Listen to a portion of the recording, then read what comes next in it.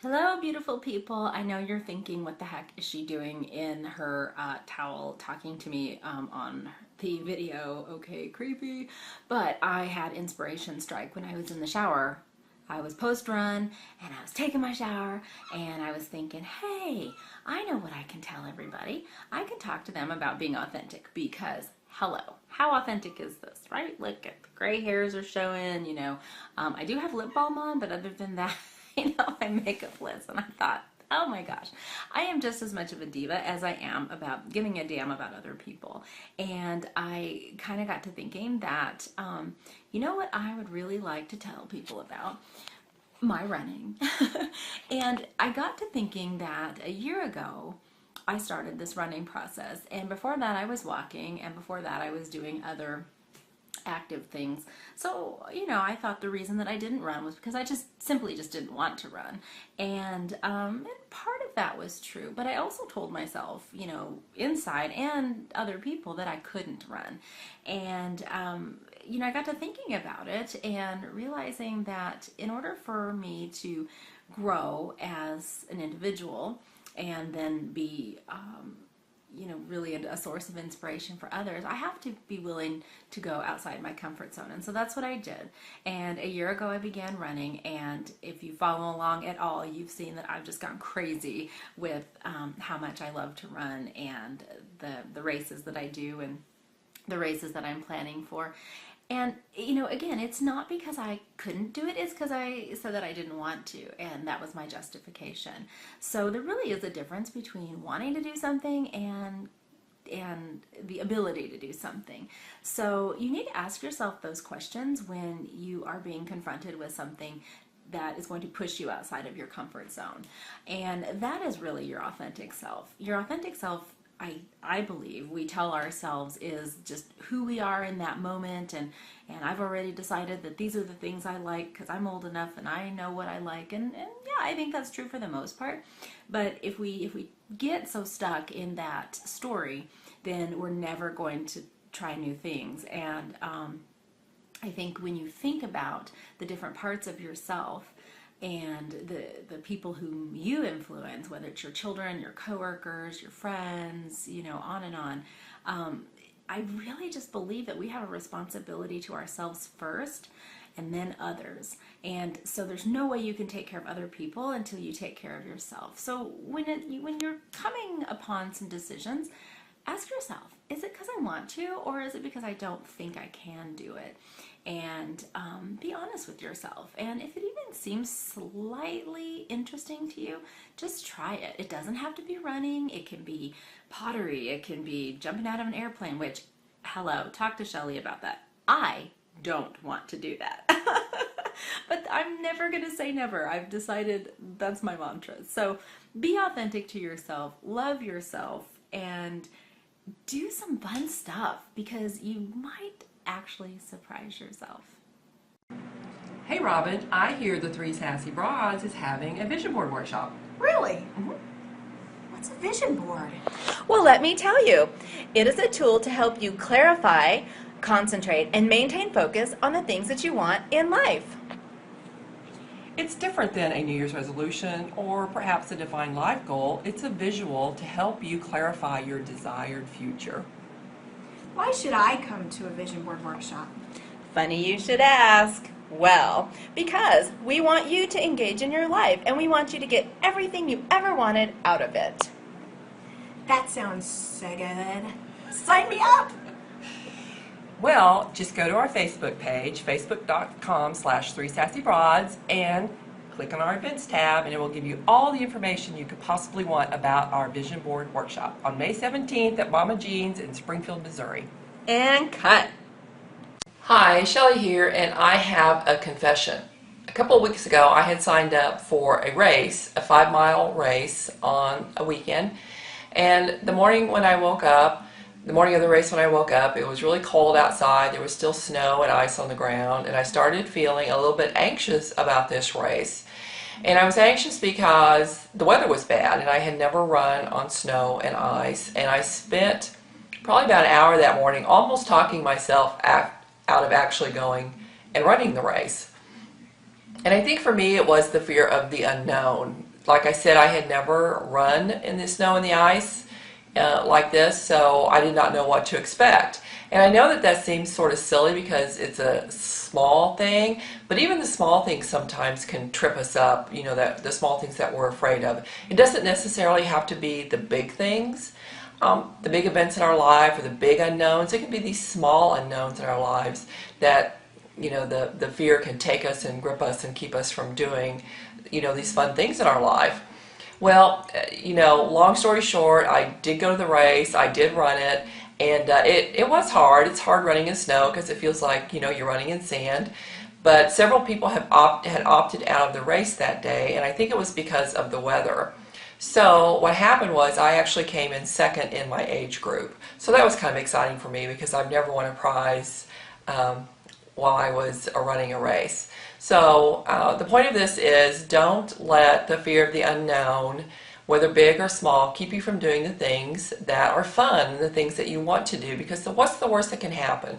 You know, the worst that could have happened to me during that race was if it became too much, or if I did slip and fall, I would just turn around and go back home. You know, no harm done.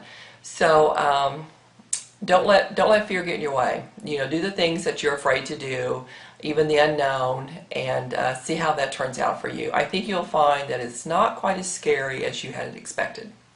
So until next time, go forth and be sassy. Hey, I love how we have the window makers. I know, that's true. On the Yeah, beach. we are. Oh, hey, you want to turn that off? Oh, it's true. It'll be loud. Oh, yeah, the sound. I didn't think about the sound. Yeah.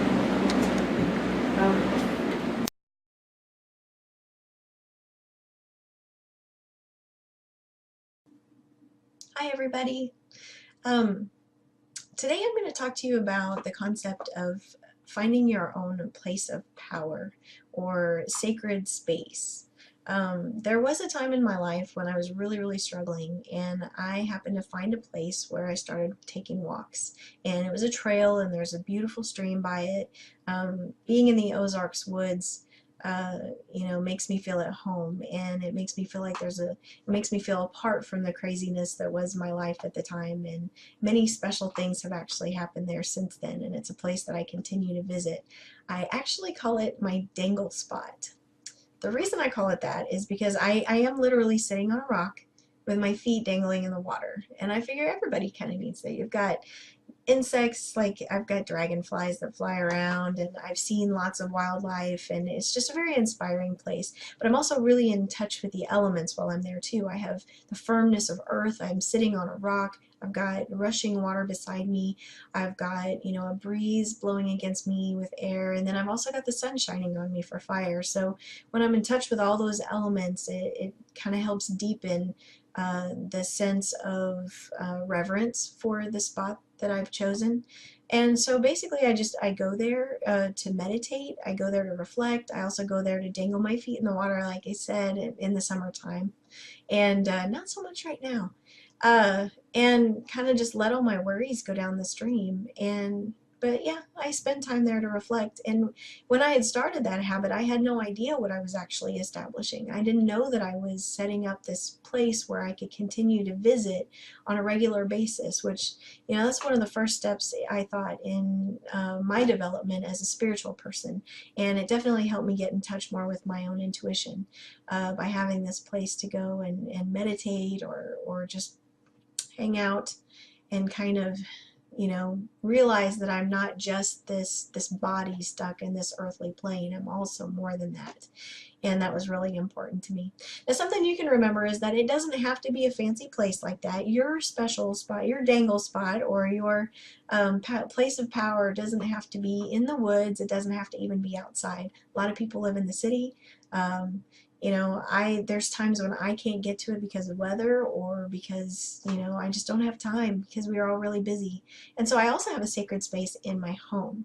It's good to have more than one because you never know when you're going to need it.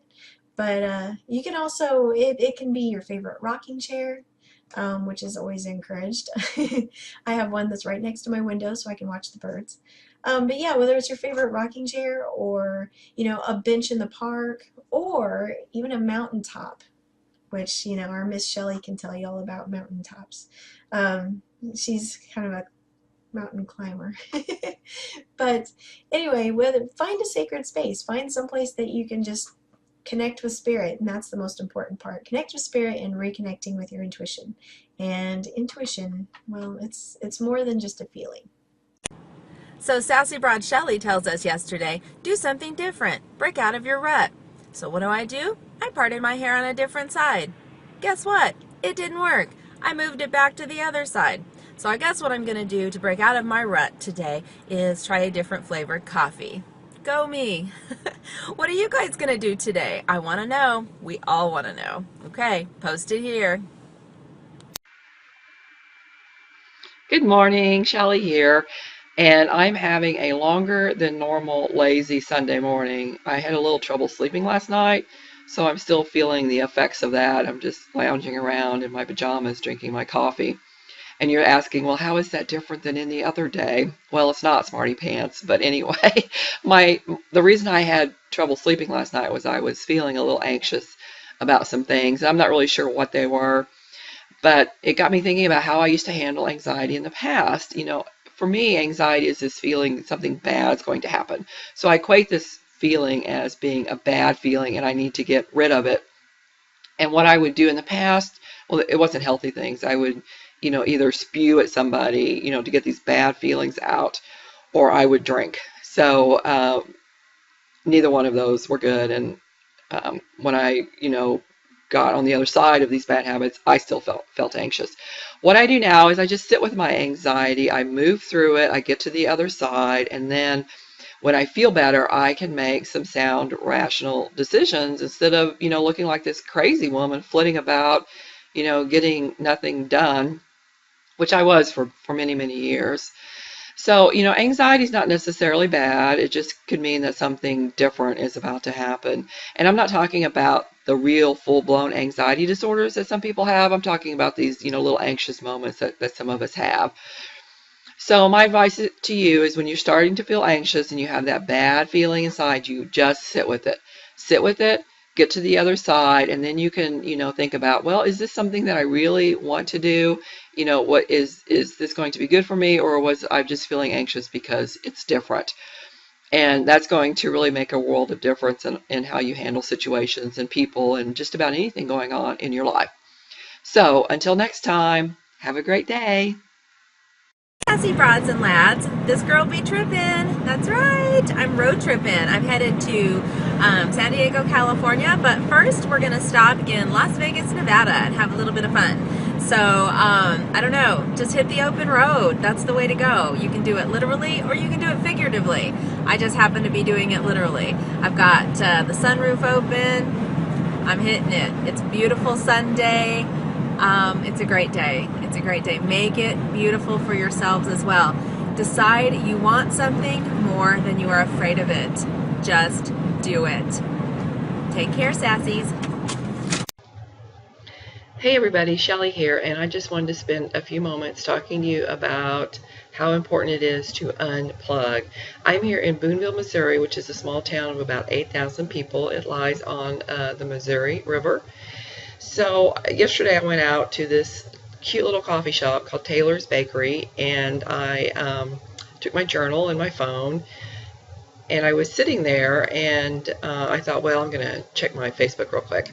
So I looked for a Wi-Fi, and lo and behold, this business does not have a Wi-Fi, nor do I have any sort of cell service out here, so I can't even use the T-Mobile network to access my internet. So at first I was just like, oh my gosh, what am I going to do? First of all, I can't call anybody, I can't text anybody, I can't check my Facebook. I'm just going to have to sit here and drink coffee and write, which is really hard for my ADD brain, which has developed so many bad habits over the years. But I powered through, people, and I made it for a couple of hours just sitting there drinking coffee, writing in my journal, talking to the owner. Steve came in and we played a little trivia game, and so it was just really fun. So in this little sassy snippet, I'm telling you to unplug. If you can't unplug for 2 hours, if your brain's just going to be frazzled by that, do it for 30 minutes, then do it for an hour, and then do it for an hour and a half.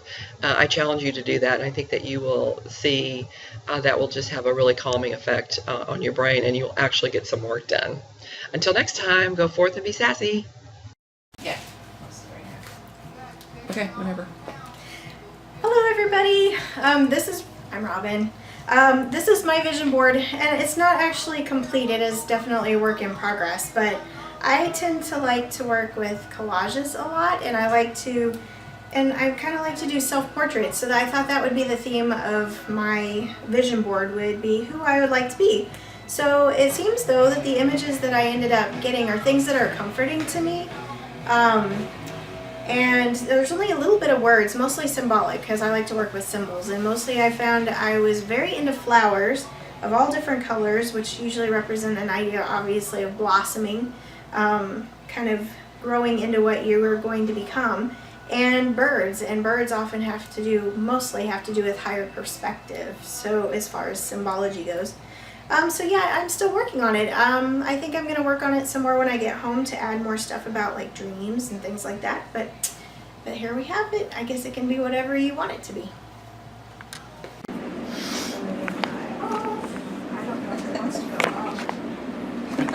I think we're recording. Okay. Oh, shit. No, that's okay, because you know I can. You said, Ange said shit. Whoops. You should see what else I say. Or here. Hello! Ooh, Sassy Brad here. Okay, this is my vision board. I don't know, I was gonna say it kind of reflects me, and it does, but it also reflects the things that I want to do. And one of the things I want to do is go to Spain. I want my own villa. Oops, I'm about to destroy it. I want my own villa in Spain, and I'm gonna get there. I've got little bits and pieces that remind me about how fabulous I am and how determined I am, so I will have it.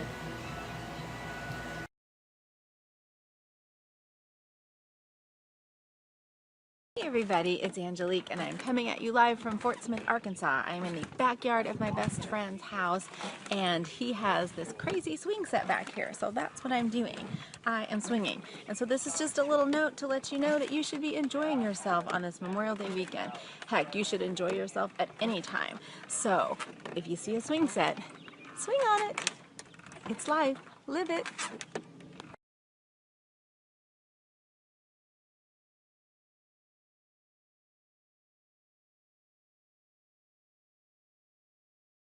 Countdown to the Cup. 3 Sassy Broads. April 16th, 6 to 7:30. Cupcakes. Spring cleaning. Be there. Oh my gosh.